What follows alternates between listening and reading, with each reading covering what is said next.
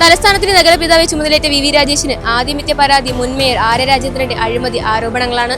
ആ കമ്പ്യൂട്ടർ പരിശോധിക്കുവാനോ അതിൻ്റെ hard disk എടുത്ത് പരിശോധിക്കാനോ ഒന്നും തയ്യാറാവാതെ ഗവൺമെൻറ് മേയറെ സംരക്ഷിക്കുന്ന സമീപനം സ്വീകരിച്ചു.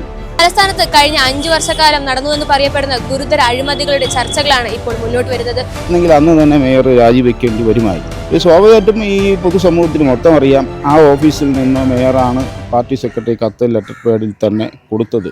നിയമന കുംഭകോണം, SC/ST വിഭാഗങ്ങളുടെ ഫണ്ട് തട്ടിപ്പ് തുടങ്ങിയ ആരോപണങ്ങളാണ് മുൻ കൗൺസിലർ ശ്രീകുമാർ പരാതിയായി മേയർക്ക് നൽകിയത്. അപ്പോൾ 27,000 രൂപ ഒരു വ്യക്തിയിൽ നിന്ന് തന്നെ അവർ തട്ടിയെടുക്കുകയാണ്. അപ്പോൾ പാവപ്പെട്ട പട്ടികജാതിക്കാരുടെ വിവിധ ക്ഷേമ പദ്ധതികൾക്കും വ്യക്തിഗത ആനുകൂല്യങ്ങൾക്കുള്ള പണം ഒരു തവണയല്ല 3 വർഷങ്ങളിൽ 3 തവണയായിട്ട് വെട്ടിച്ചു അതിൽ തട്ടിപ്പ് നടത്തി. ഇത് വെറും രാഷ്ട്രീയ വൈരാഗ്യമാണോ, ആരോപണങ്ങളാണോ, അതോ ഭരണഘടനയെ പിടിച്ചുകുലുക്കുന്ന സത്യങ്ങളാണോ? മുൻ മേയർ ആര്യ രാജേന്ദ്രന്റെ കാലത്ത് നടന്നുവെന്ന് ചേട്ടൻ പറയുന്ന ഈ പരാതികളിൽ അവരുടെ നേരിട്ടുള്ള പങ്ക് എന്താണ്? നടന്നു എന്ന് വെറുതെ പറയുകയല്ല. അന്ന് കത്ത് വിവാദം വരുമ്പോൾ ആദ്യ ദിവസം ആദ്യ മണിക്കൂറിൽ തന്നെ വിജിലൻസിന് ഞാൻ പരാതി കൊടുത്തു. അത് കഴിഞ്ഞുള്ള ദിവസങ്ങളിൽ മൊഴി കൊടുത്തു. അതിനെ സംബന്ധിച്ച് പിന്നീട് കേസ് ഗവൺമെൻറ് ക്രൈംബ്രാഞ്ചിനെ ഏൽപ്പിച്ചു. ആ ക്രൈംബ്രാഞ്ച് അന്വേഷണം സ്വാഭാവികമായും ഒരു CPMൻ്റെ ഗവൺമെൻറ്, CPMൻ്റെ മേയർ, അങ്ങനെയുള്ള ഒരു അവസ്ഥയിൽ ആ അന്വേഷണം മുന്നോട്ട് പോയതുകൊണ്ട് യാതൊരു അർത്ഥവും ഉണ്ടാവില്ല എന്ന് മനസ്സിലാക്കിക്കൊണ്ട് ഞാൻ ഹൈക്കോടതിയെ സമീപിച്ചു. ഹൈക്കോടതിയെ സമീപിച്ചത് ഒന്നുകിൽ ഒരു CBI അന്വേഷണം അല്ലെങ്കിൽ ഒരു ജുഡീഷ്യൽ അന്വേഷണം വേണം, എങ്കിൽ മാത്രമേ ഇതിൻ്റെ സത്യാവസ്ഥ പുറത്തു വരൂ എന്നുള്ളത് കൊണ്ടാണ് ബഹുമാനപ്പെട്ട ഹൈക്കോടതിയെ സമീപിച്ചു. നിർഭാഗ്യവശാൽ ഹൈക്കോടതി പറഞ്ഞത് നിലവിലെ അന്വേഷണം തന്നെ നടക്കട്ടെ, പിന്നീട് ബാക്കി നോക്കാം എന്നുള്ളതാണ്. അതുകൊണ്ട് തന്നെ ആ കേസ് ക്രൈംബ്രാഞ്ച് തന്നെ തുടർന്ന് അന്വേഷിക്കുകയും ആ അന്വേഷണം എങ്ങും എത്താതെ പോവുകയും ചെയ്തു. ഈ സ്വാഭാവികമായിട്ടും ഈ പൊതുസമൂഹത്തിന് മൊത്തം അറിയാം, ആ ഓഫീസിൽ നിന്ന് മേയറാണ് പാർട്ടി സെക്രട്ടറി കത്ത് ലെറ്റർ പാഡിൽ തന്നെ കൊടുത്തത്. ആ കമ്പ്യൂട്ടർ പരിശോധിക്കുവാനോ അതിൻ്റെ ഹാർഡ് ഡിസ്ക് എടുത്ത് പരിശോധിക്കാനോ ഒന്നും തയ്യാറാവാതെ ഗവൺമെൻറ് മേയറെ സംരക്ഷിക്കുന്ന സമീപനം സ്വീകരിച്ചു. അങ്ങനെ സ്വീകരിച്ചില്ലായിരുന്നെങ്കിൽ അന്ന് തന്നെ മേയർ രാജിവെക്കേണ്ടി വരുമായിരുന്നു. അപ്പോൾ ആ യാഥാർത്ഥ്യം നിലനിൽക്കുന്ന ഇന്നും ആ കേസ് എങ്ങും എത്താതെ ക്രൈംബ്രാഞ്ച് അത് പൂഴ്ത്തി വച്ചിരിക്കുന്ന ഒരു സാഹചര്യമാണ്. മറ്റൊന്ന് എന്ന് പറയുന്നത്, തിരുവനന്തപുരം നഗരസഭയിലെ ലക്ഷക്കണക്കിന് രൂപ പാവപ്പെട്ട പട്ടികജാതിക്കാരുടെ വിവിധ ക്ഷേമ പദ്ധതികൾക്കും വ്യക്തിഗത ആനുകൂല്യങ്ങൾക്കുമുള്ള പണം അത് ഒരു കൂട്ടം ആൾക്കാർ ഒരു തവണയല്ല 3 വർഷങ്ങളിൽ 3 തവണയായിട്ട് വെട്ടിച്ചു അതിൽ തട്ടിപ്പ് നടത്തി. അതിനെ സംബന്ധിച്ച് ഒരു കേസിൽ മാത്രമാണ് കുറച്ച് പേർ അറസ്റ്റിലാവുകയും അന്ന് തന്നെ അവർക്ക് ജാമ്യം ലഭിച്ചു പോകാനിടയായി. അപ്പോൾ ഇത്ര ദുർബലമായിട്ടാണ് കേസുകൾ കൈകാര്യം ചെയ്തത് എന്നുള്ളത് ഒരു യാഥാർത്ഥ്യം നമ്മുടെ മുമ്പിലുണ്ട്. അതിൽ പട്ടികജാതി വിഭാഗത്തെ ചികിത്സാ ധനസഹായത്തിന്, അതെനിക്ക് നേരിട്ട് അറിയാവുന്ന ഒരു കാര്യം, ചികിത്സാ ധനസഹായം ഒരാളിന് 30,000 രൂപ അനുവദിച്ചു. അവരുടെ അക്കൗണ്ടിൽ പക്ഷേ വരുന്നത് വെറും 3,000 രൂപയാണ്. അപ്പോൾ 27,000 രൂപ ഒരു വ്യക്തിയിൽ നിന്ന് തന്നെ അവർ തട്ടിയെടുക്കുകയാണ്. അപ്പോൾ അങ്ങനെ തട്ടിയെടുത്ത് അന്നത്തെ CPMൻ്റെ ഒരു ഉന്നത നേതാവിൻ്റെ അടുത്ത ബന്ധു ആ കേസ് പ്രതിയാണ്. ആ കേസൊക്കെ എവിടെ പോയി നിൽക്കുകയാണ്? ഇത് യാഥാർത്ഥ്യമുള്ളതാണ്, തെളിവുള്ള കാര്യങ്ങളാണ് ഈ പറയുന്നത്. അപ്പോൾ അതിനെ സംബന്ധിച്ചൊന്നും ഒരു അന്വേഷണം നടത്തി കുറ്റക്കാരെ കണ്ടെത്തുവാൻ സാധിച്ചില്ല. ആ ജീവനക്കാർ ഇന്നും ഈ നഗരസഭയുടെ കീഴിൽ പല മേഖലകളിലും പ്രവർത്തിക്കുന്നു. അങ്ങനെ അഴിമതി ചെയ്തെന്ന് ബോധ്യമുള്ള ആൾക്കാർക്ക് എല്ലാ സംരക്ഷണവും കൊടുക്കുന്ന നടപടിയാണ് അന്നത്തെ ഗവൺമെൻറ്റിൻ്റെ ആയാലും നഗരസഭയുടെയും ഭാഗത്തു നിന്നുണ്ടായിട്ടുള്ളത്. പിന്നീട് വന്ന നിരവധിയായ അഴിമതികളാണ്. ഇപ്പോൾ ആറ്റുകാൽ പൊങ്കാല നടക്കാത്ത സമയത്ത് പോലും ലക്ഷക്കണക്കിന് രൂപ പൊങ്കാലയ്ക്ക് ശുചീകരണ പ്രവർത്തനം ചിലവാക്കിയെന്ന് പറയുന്നു. അതുപോലെ തന്നെ കെട്ടിട നികുതിയുടെ തട്ടിപ്പ്, അതുപോലെ തന്നെ LED ലൈറ്റുകൾ സ്ഥാപിച്ചത്, നമ്മുടെ നാട്ടിലൊക്കെ മിന്നാമിനിങ്ങിൻ്റെ നെറുങ്ങുവെട്ടം പോലെ ആയിരക്കണക്കിന് LED ലൈറ്റുകൾ സ്ഥാപിച്ചു. ഒരു പ്രയോജനവുമില്ല. അത് ഒരു തട്ടിക്കൂട്ട് കമ്പനികൾക്ക് കരാർ നൽകിക്കൊണ്ട് കോയമ്പത്തൂർ ബേസിലുള്ള നിരവധി കമ്പനികളിൽ നിന്നാണ് പല ഈ ഇലക്ട്രിക്കൽ സാധനത്തിൽ പോസ്റ്റിലെ ലൈറ്റിലൊക്കെ വാങ്ങുന്ന എല്ലാം തട്ടിപ്പാണ്. അതുപോലെ തന്നെ വാഹനങ്ങൾ, നഗരസഭയ്ക്ക് എത്ര വാഹനങ്ങളുണ്ട് എന്ന് ഇപ്പോഴും കൃത്യമായ കണക്കില്ല. അപ്പോൾ ആ ഇല്ലാത്ത വാഹനങ്ങളുടെ പേരിൽ പോലും ഇൻഷുറൻസ് നൽകുകയും ആ വാഹനങ്ങൾക്ക് ലക്ഷക്കണക്കിന് രൂപ മെയിൻ്റനൻസ് പണികൾക്ക് വേണ്ടി ചെലവഴിക്കുകയും അങ്ങനെ എണ്ണിയാലൊടുങ്ങാത്ത അഴിമതിയുടെ ഒരു കേന്ദ്രമായി 5 വർഷക്കാലം ഈ നഗരസഭ ഉണ്ടായിരുന്നുവെന്ന് പൊതുസമൂഹത്തിനും ഇവിടുത്തെ എല്ലാ രാഷ്ട്രീയ നേതാക്കൾക്കും പൊതുപ്രവർത്തകർക്കും എല്ലാം അറിവുള്ളതാണ്. പക്ഷെ നടപടിയില്ല. അപ്പോൾ അത്തരത്തിൽ ഒരു സംഗതി നിലനിൽക്കവേ ആണ് ഈ നഗരസഭയുടെ അഴിമതിക്കെതിരെ നിരന്തരമായി സമരം ചെയ്തുകൊണ്ടിരുന്ന പ്രതിപക്ഷ കക്ഷികൾ. ഒന്ന് UDFൻ്റെ നേതൃത്വത്തിൽ, കോൺഗ്രസിൻ്റെ നേതൃത്വത്തിലുള്ള ഒരു മുന്നണി, മറ്റത് BJPയുടെ നേതൃത്വത്തിൽ. അന്ന് നേതൃത്വം കൊടുത്തത് ശ്രീ VV രാജേഷാണ്. അന്നത്തെ സമരങ്ങൾക്കെല്ലാം നേതൃത്വം കൊടുത്തത്. അപ്പോൾ അങ്ങനെയുള്ള സമരത്തിന് നേതൃത്വം കൊടുത്തിരുന്ന ഒരാൾ തന്നെ മേയറായി വരുമ്പോൾ അദ്ദേഹം കുറച്ചുകൂടി താല്പര്യമെടുത്ത് ഇത് ചെയ്യണം എന്നുള്ള താല്പര്യം ഉള്ളതുകൊണ്ട്, ചെയ്യും എന്നുള്ള പ്രതീക്ഷ ഉള്ളതുകൊണ്ടാണ് അദ്ദേഹം മേയറായി ചാർജ് എടുത്ത ആ നിമിഷം തന്നെ പരാതി നൽകിയത്.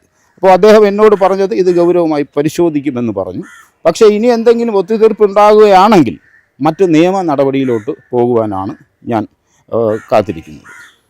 അതുപോലെ തന്നെ SC/ST ഫണ്ടുമായി ബന്ധപ്പെട്ട തട്ടിപ്പ് എങ്ങനെയാണ് പുറത്തു വന്നത്? ഈ വിവരം ചേട്ടന് ലഭിച്ചത് എവിടെ നിന്നാണ്? ഇത് എനിക്ക് മാത്രമല്ല ലഭിച്ചിട്ടുള്ളത്, ഇവിടുത്തെ മുഴുവൻ മാധ്യമങ്ങളിൽ ഇത് വന്നിട്ടുണ്ട്. അതിൽ ഒരു കൂട്ടം ആൾക്കാർ, അവർ ജീവനക്കാരല്ല, ഈ പട്ടികജാതി സംഘങ്ങൾക്ക് 20 ലക്ഷം 30 ലക്ഷമൊക്കെ സ്വയം തൊഴിലിന് വേണ്ടി നൽകുന്ന ഒരു പ്രോജക്റ്റുണ്ട്. ആ പ്രോജക്റ്റിൽ ഈ പണം തട്ടിയെടുത്തത് അവിടുത്തെ ജീവനക്കാരല്ല, അതിൽ SC പ്രൊമോട്ടർമാർ ഉൾപ്പെടെ SC പ്രൊമോട്ടർ അല്ലാത്ത സാധാരണ ആൾക്കാരുടെ ഒരു ഗൂഢസംഘം. അതിൽ മാത്രമാണ് കേസെടുത്തത്. മറ്റുള്ള കേസിലൊക്കെ ഇതിനെ സംബന്ധിച്ച് മാധ്യമങ്ങളിലെല്ലാം വന്നിട്ടുണ്ട്. പിന്നെ ഞാൻ പറഞ്ഞല്ലോ, ഒരാളിന് ഞാൻ തന്നെ അപേക്ഷ കൊടുത്ത് ചികിത്സാ സഹായം വാങ്ങിക്കൊടുത്ത ആളിന് ഇത്ര രൂപ വന്നിട്ടില്ല. അപ്പോൾ അത് എൻ്റെ കയ്യിൽ തന്നെ തെളിവുള്ളതാണ്. അപ്പോൾ തെളിവുള്ള വ്യക്തതയുള്ള കാര്യങ്ങൾ ഇവിടുത്തെ മുഴുവൻ മാധ്യമങ്ങളിൽ ഇതിനെ സംബന്ധിച്ചുള്ള നിരവധിയായ വാർത്തകൾ മുമ്പേ തന്നെ വന്നിട്ടുണ്ട്. ഞാൻ ഇതിനെ സംബന്ധിച്ച് പ്രതികരണം നടത്തിയതിന് ശേഷം എന്നെ നിരവധി ആൾക്കാർ ഫോണിൽ വിളിച്ചിട്ട് അവരുടെ കയ്യിൽ ഒത്തിരി രേഖകളുണ്ട്, അതും കൂടി എനിക്ക് കൈമാറാം എന്ന് പറഞ്ഞിട്ടുണ്ട്. ആ രേഖകളെല്ലാം കൂടി കളക്ട് ചെയ്തതിന് ശേഷം ഞാൻ ബഹുമാനപ്പെട്ട കോടതിയെ സമീപിക്കുവാനാണ് ഞാൻ ഉദ്ദേശിക്കുന്നത്. 271 നിയമനങ്ങളാണ് ബന്ധപ്പെട്ട് പാർട്ടി ഇടപെടൽ നടന്നു എന്ന് പറയുമ്പോൾ അതിന് പിന്നാലെ പാർട്ടിയുടെ നേരിട്ടുള്ള ഇടപെടലുകൾ എന്തൊക്കെയാണ്? ഇത് നടന്നിട്ട് ഏകദേശം 2 വർഷം മുമ്പാണ്. അന്ന് എല്ലാ മാധ്യമങ്ങളിലും വരികയും ഞങ്ങൾ UDFൻ്റെ നേതൃത്വത്തിലേക്ക് 56 ദിവസം അവർ സമരം നടത്തി. ആ സമരം നടത്തുമ്പോഴാണ് അടുത്ത കത്ത് പുറത്തു വരുന്നത്. നഗരസഭയുടെ മരാമത്ത് standing committee chairman Thiruvananthapuram medical college SIT ആശുപത്രിയിലേക്ക് ജീവനക്കാരെ പാർട്ടി നൽകണമെന്ന് പറഞ്ഞ് ആ ലിസ്റ്റും പുറത്തു വരികയാണ്. അങ്ങനെ നിരന്തരമായ സമരങ്ങളും ഈ അഴിമതി തെളിയിക്കുന്ന തെളിവുകളൊക്കെ പുറത്തു വരുന്ന ഘട്ടത്തിൽ 56 ദിവസത്തെ സമരത്തിന് ശേഷം അന്നത്തെ സ്റ്റാൻഡിംഗ് കമ്മിറ്റി ചെയർമാനെ തലസ്ഥാനത്ത് നീക്കിക്കൊണ്ടാണ് ആ സമരം അവസാനിക്കുന്നത്. പക്ഷേ ഇതിനകത്ത് ഞാൻ പറയുന്ന ഈ 271 അതുമാത്രമേ പുറത്തു വന്നിട്ടുള്ളൂ.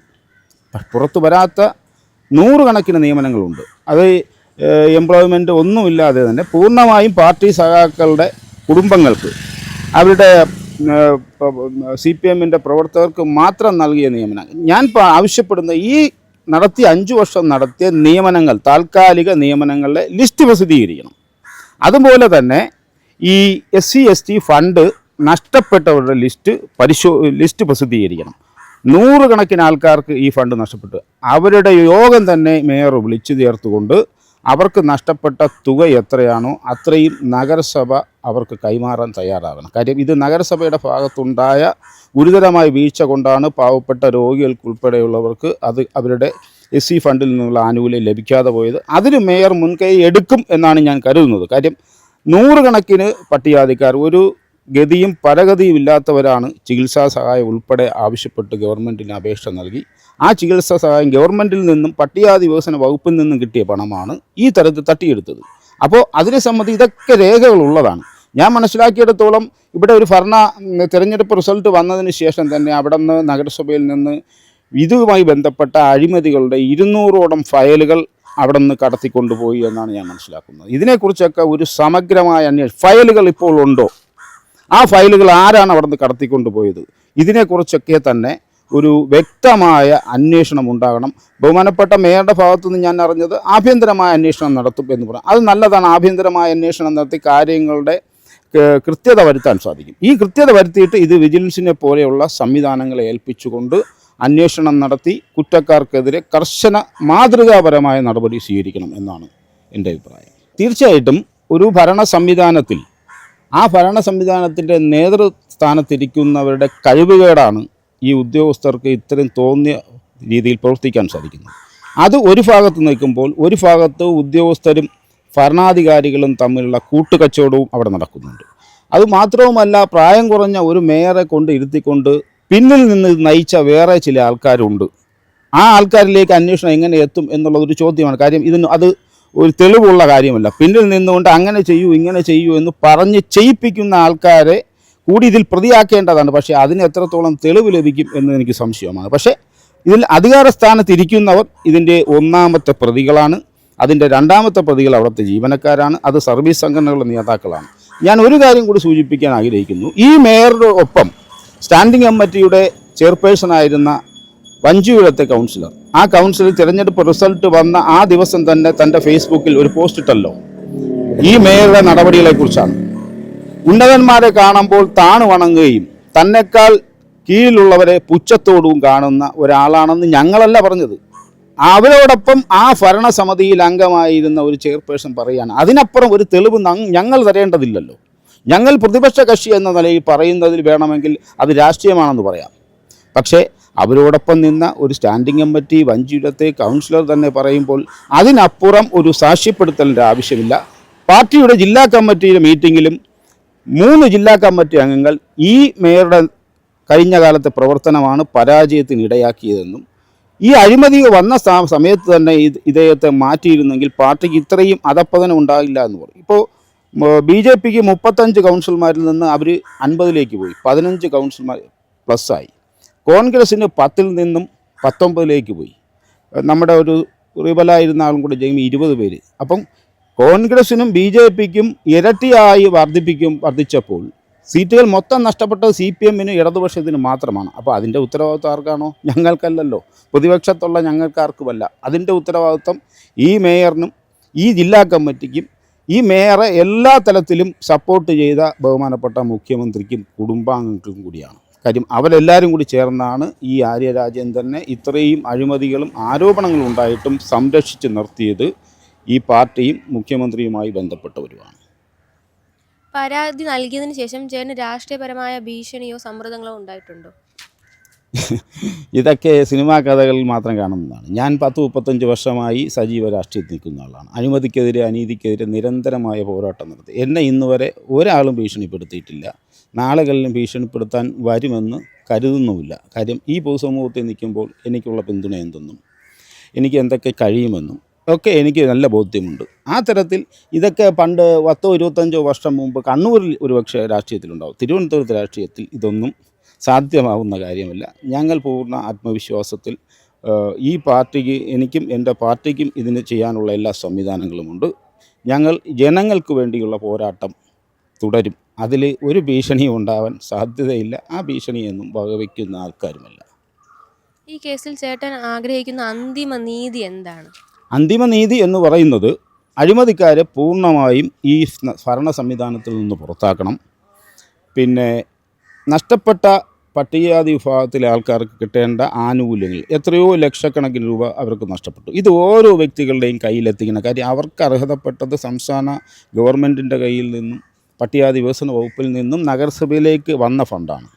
അപ്പോൾ ആ തുക അവരെ കയ്യിലേക്ക് ഇടണം. പിന്നെ തിരുവനന്തപുരത്ത് കഴിഞ്ഞ 10-40 വർഷക്കാലമായി നടക്കാതെ പോയ വികസന പദ്ധതികൾ, ഇപ്പോൾ കഴിഞ്ഞ 40 വർഷത്തെ ഭരണം എന്ന് പറയുമ്പോൾ അതൊരു ഏകാധിപത്യ ഭരണമായിരുന്നു. കാര്യം ഞങ്ങൾ എന്ത് ചെയ്താലും എന്ത് പറഞ്ഞാലും ഞങ്ങൾ തന്നെ വീണ്ടും അധികാരത്തിൽ വരുമെന്ന അഹങ്കാരത്തിനും ധിക്കാരത്തിനും ഏറ്റ തിരിച്ചടിയാണ്. അപ്പോൾ പുതിയ ഒരു സംവിധാനം വരുമ്പോൾ അത് ഏത് രാഷ്ട്രീയ പാർട്ടി ആയിക്കോട്ടെ, ഈ തിരുവനന്തപുരത്തിൻ്റെ മുഖച്ഛായ മാറ്റുന്നതിനുള്ള പദ്ധതികൾ അവരങ്ങനെയൊക്കെയാണ് പറയുന്നത്. പക്ഷേ അവർ നടപ്പാക്കിയാൽ നല്ലത്, ഇല്ലെങ്കിൽ അതിനെതിരെ ശക്തമായ പ്രക്ഷോഭങ്ങളും പരിപാടികളുമായിട്ട് ഞങ്ങൾക്ക് മുന്നോട്ട് പോവുകയാണ്. പുതിയ നഗരപിതാവിൽ നിന്നും എന്തൊക്കെ പുതിയ പദ്ധതികളാണ് അങ്ങ് പ്രതീക്ഷിക്കുന്നത്? ഞാനല്ല പദ്ധതികൾ തയ്യാറാക്കേണ്ടത്. അവർ തന്നെ പറഞ്ഞു 45 ദിവസത്തിനകത്ത് തന്നെ ഇതിൻ്റെ ബ്ലൂ പ്രിൻ്റ് തയ്യാറാക്കും, ഓരോ വാർഡിൻ്റെയും ബ്ലൂ പ്രിൻ്റ് തയ്യാറാക്കും, അപ്പോൾ പ്രധാനമന്ത്രി വരും എന്നൊക്കെ പറഞ്ഞ് ജനങ്ങളെ വിശ്വസിപ്പിച്ച് ജനങ്ങളുടെ വോട്ട് നേടിയത് അവരാണ്. അപ്പോൾ അവർ കൊണ്ടുവരട്ടെ പുതിയ പദ്ധതികൾ. ആ പദ്ധതികൾക്കൊപ്പം തന്നെ ഞങ്ങളെപ്പോലെയുള്ള പൊതുപ്രവർത്തകർക്ക് നൽകാൻ പറ്റുന്ന ശുപാർശകൾ ഞങ്ങളും അതുമായി ബന്ധപ്പെട്ട് പഠിച്ചുകൊണ്ട് നൽകും. ഈ ഒരു വികസന കാര്യത്തിൽ നമുക്ക് കക്ഷി രാഷ്ട്രീയത്തിന് അതീതമായി തന്നെ പ്രവർത്തിക്കാൻ തന്നെയാണ് ഞങ്ങളെപ്പോലെയുള്ളവർക്കും താല്പര്യം. കാര്യം ആര് ഭരിച്ചാലും നാട് നന്നായിരിക്കണം, നാട്ടിലെ ജനങ്ങൾക്ക് എല്ലാ അടിസ്ഥാന സൗകര്യങ്ങളും ഉണ്ടാവണം. ഈ ഒരു ഗതിയും പരഗതിയും ഇല്ലാത്ത ആൾക്കാർ നിരവധി, ഈ ലക്ഷക്കണക്കിന് പേര് തിരുവനന്തപുരം നഗരത്തിൽ തന്നെ 1 സെൻറ്റ് ഭൂമി ഇല്ലാത്തവരുണ്ട്, വീടില്ലാത്തവരുണ്ട്, കുടിവെള്ളം കിട്ടാത്തവരുണ്ട്. ഇതൊക്കെയാണ് കഴിഞ്ഞ 45 വർഷത്തെ സംഭാവന. ഇതെല്ലാം അവസാനിപ്പിക്കണം. ഇതെല്ലാം ഒരു ദിവസം കൊണ്ട് അവസാനിപ്പിക്കാൻ കഴിയുമെന്ന് പ്രതീക്ഷിക്കുന്ന ആളല്ല. എന്നിരുന്നാൽ തന്നെയും വലിയ വാഗ്ദാനങ്ങൾ നൽകി പ്രധാനമന്ത്രി വരും, പ്രധാനമന്ത്രി വന്ന് ഇതെല്ലാം ചെയ്യുമെന്നൊക്കെ പറഞ്ഞവർക്ക് അതിൻ്റെ ധാർമ്മികമായ ഉത്തരവാദിത്വമുണ്ട്. അവർ ചെയ്യാനുള്ള സമയം നമ്മൾ നൽകുകയാണ് വേണ്ടത്. ആ സമയം നൽകുന്നു. നൽകിയതിന് ശേഷം നമുക്ക് കൂടുതൽ കാര്യങ്ങളിലേക്ക് കടക്കാം.